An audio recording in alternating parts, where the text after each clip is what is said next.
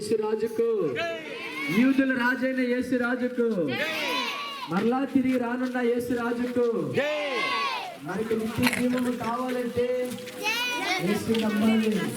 మనకి పాప క్షమాపణ పొందాలంటే, పరలోక రాజ్యానికి చేరాలంటే, పాపాలు క్షమించబడాలంటే యేసు నమ్మాలి.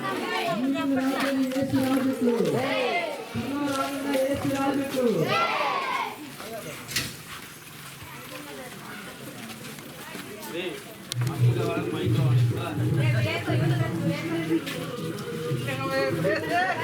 రోడ్డు మీద కూడా